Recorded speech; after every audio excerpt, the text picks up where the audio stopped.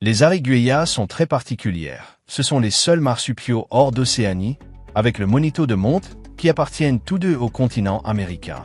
Mais les premières sont souvent confondues avec d'énormes rats, surtout à cause de leur tête pointue et de leurs queues allongées et dénudées, pourtant elles sont très éloignées des rongeurs.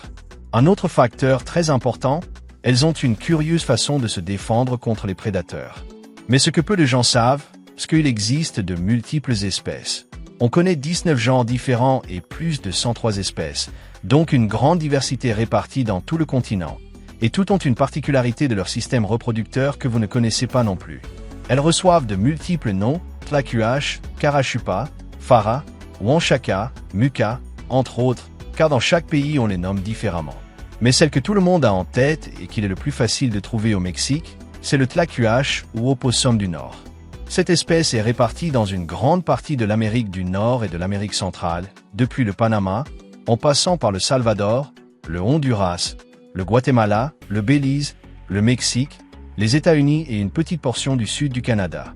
Elle a une très grande capacité d'adaptation, mais préfère les régions tempérées des zones montagneuses. Cependant, elle n'atteint pas les portions plus froides car elle ne tolère pas ce climat. En général, on la trouve à proximité des points d'eau. Les forêts, les marécages et les broussailles sont ses zones favorites et on la localise depuis le niveau de la mer jusqu'à 3000 mètres d'altitude. C'est aussi une espèce qui s'est assez bien adaptée à l'urbanisation, car elle s'ajuste à son mode de vie nocturne, moment où les villes sont plus calmes. Ce sont des marsupiaux du Nouveau Monde, car ils possèdent un marsupium. Ils font partie des rares marsupiaux arboricoles, avec des dents très acérées en raison de leur régime alimentaire. Ils présentent différentes tailles selon la région, mais en général, ils mesurent entre 33 et 55 cm. À cela s'ajoute que leur queue mesure de 25 à 54 cm, donc souvent leur queue est plus longue que leur corps. Malgré leur corps robuste, ils pèsent entre 2 et 3 kg. On a observé que les individus des zones urbaines ont tendance à être 30% plus gros, en raison de la disponibilité de la nourriture, qui est très abondante et idéale pour eux. Leur pelage est plutôt gris, mais peut varier entre roussâtre, brun ou noirâtre. Leur tête a un pelage plus blanchâtre, tandis que leurs pattes sont plus sombres que leur corps, avec leur queue dépourvue de poils et d'une teinte rosée. Leur tête est conique, car leur museau s'élargit à mesure qu'ils se rapprochent du crâne. Ils exhibent des dents acérées et légèrement incurvées, totalisant environ 50 pièces dentaires. Leurs oreilles sont circulaires et assez grandes, dirigées vers l'avant, avec un cou plutôt court et trapu, et au bout une longue queue préhensile. À cause de leur tête, de leurs oreilles et de leur queue, on les confond toujours avec des rats quand on ne les connaît pas ou qu'on les voit la nuit. Leurs membres sont courts, avec 5 doigts aux pattes avant. Chose curieuse, ils ont un pouce. Avec ce doigt opposable, ils parviennent à manipuler différents objets. Mais ce qui est particulier, c'est que leurs pattes arrière ont la même condition. 5 doigts dont un est un pouce. Et sur tous, à l'exception des pouces, ils ont des griffes très développées et acérées. Leur dimorphisme sexuel est compliqué, car les mâles ont tendance à être plus grands, mais on peut le faire en regardant le marsupium, qui est exclusif aux femelles, ou en voyant qu'elles portent leurs petits sur le dos. Cette espèce a tendance à être solitaire, on les voit rarement en groupe, d'ailleurs quand plusieurs se trouvent au même endroit, ils ont tendance à se battre. Autre condition, ils sont nocturnes, une autre raison pour laquelle les gens qui les voient les confondent avec les rats, car ils ne les observent pas correctement et généralement quand on les observe, ils ont tendance à courir. Ils restent dans les arbres et descendent pour se déplacer, leurs membres sont très bien adaptés pour grimper et avec leur queue ils s'agrippent, celle-ci leur servant comme un bras supplémentaire. En fait, leur queue est assez forte pour qu'ils arrivent à se suspendre uniquement avec elle et portant plusieurs petits. C'est un peu un mythe que de penser qu'elles dorment suspendues par la queue. C'est plutôt faux, car quand on les voit et qu'elles sont effrayées, elles recourent à une forme particulière de défense. La vérité est que pour se reposer, elles cherchent des grottes, des arbres, des troncs morts, etc. Elles ont une façon de se défendre très curieuse, faire le mort quand elles se sentent menacées. Elles simulent cet événement lorsqu'elles se sentent menacées ou effrayées. Cette réaction semble être involontaire. Elles se jettent au sol, la bouche et les yeux ouverts, la langue pendante, restant immobiles et expulsant un liquide verdâtre de leur anus dont l'odeur ressemble à celle d'un cadavre. Cette réaction est assez convaincante pour faire renoncer n'importe quel prédateur à les manger. L'événement est si réaliste qu'elles diminuent leur fréquence cardiaque de 30% et peuvent le faire pendant jusqu'à 6 heures. Cela ne doit pas être confondu avec le fait qu'elles ne sont pas conscientes de leur environnement. Si on les dérange ou si elles sentent vraiment que leur vie est en danger, elles réagissent et attaquent avec leurs griffes et leurs dents. Elles peuvent être un peu lentes, courant à 7 ou 8 km par heure. Mais quand elles fuient, elles recourent à une autre stratégie, zigzaguer. On peut aussi les voir nager, donc elles ont une polyvalence pour se déplacer dans différents endroits et ne se limitent pas au monde arboricole. Cette espèce n'hiberne pas, elle ralentit simplement son activité quand l'hiver arrive chaque année. Elle recourt à la migration pour se positionner dans un meilleur endroit avec plus de ressources disponibles, cela dépend du lieu, car parfois elles restent au même endroit. Dans les villes, elles ont tendance à être vues mais sont rares à observer, car généralement elles passent leur temps dans les parcs ou les égouts, des endroits où elles peuvent trouver leur nourriture. Là aussi, il y a un mythe. On dit qu'elles ne transmettent pas la rage, ce qui est faux.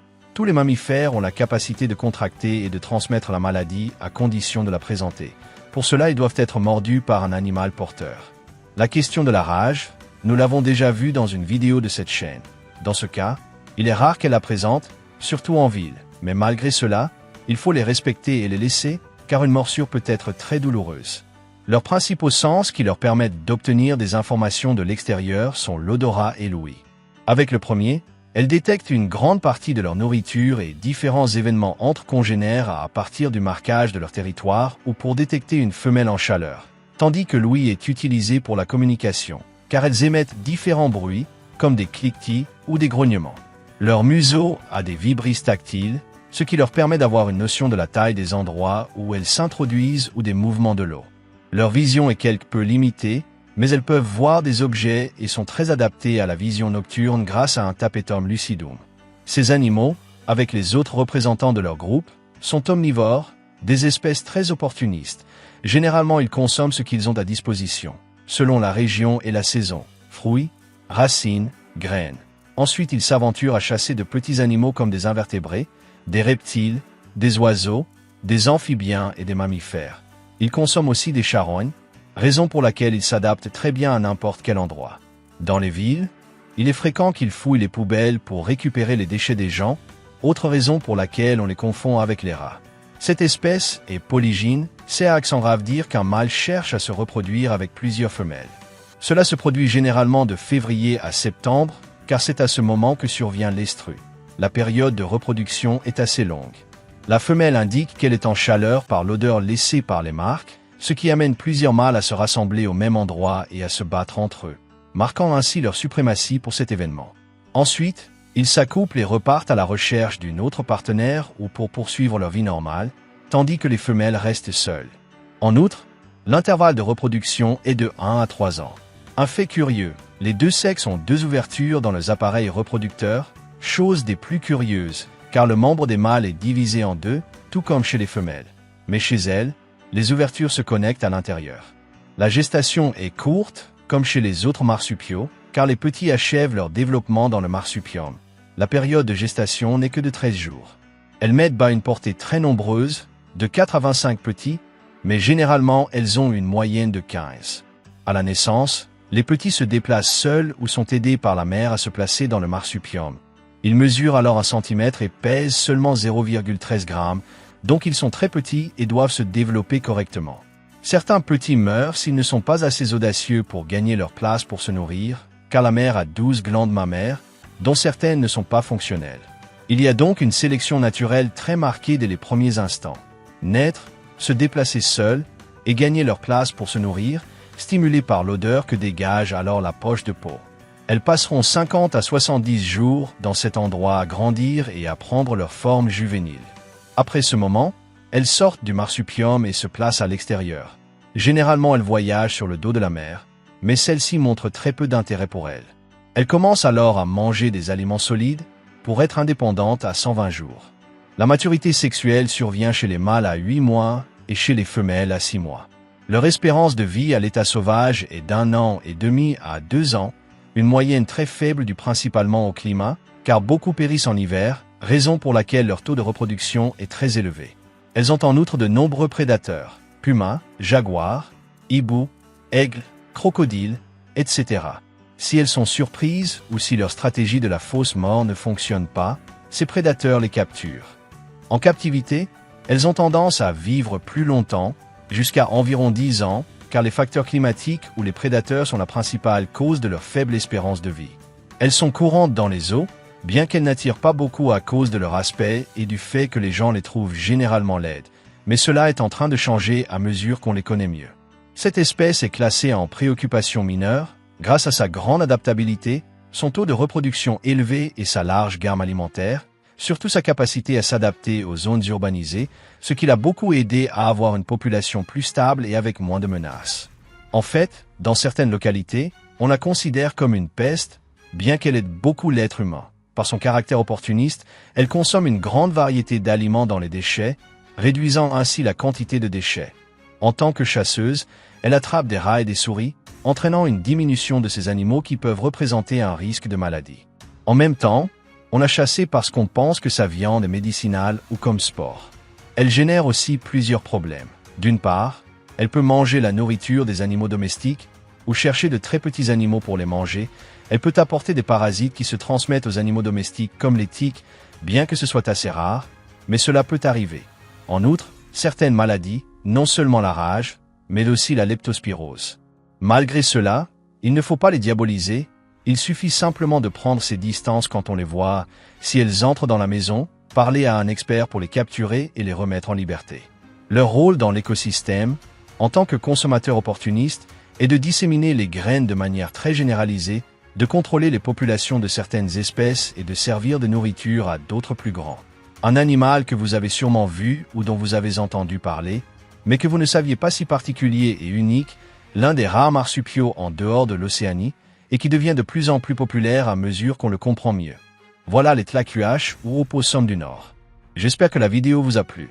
Si c'est le cas, mettez j'aime. Si vous connaissez quelqu'un à qui elle pourrait plaire, partagez-la sur vos réseaux sociaux et n'oubliez pas de vous abonner si vous aimez les animaux. Si vous avez une question, une suggestion, ou si vous voulez simplement commenter quelque chose, n'hésitez pas à le faire dans la boîte de commentaires. De plus, si vous êtes un grand fan de cette chaîne, activez la petite cloche des notifications pour être parmi les premiers à voir les vidéos.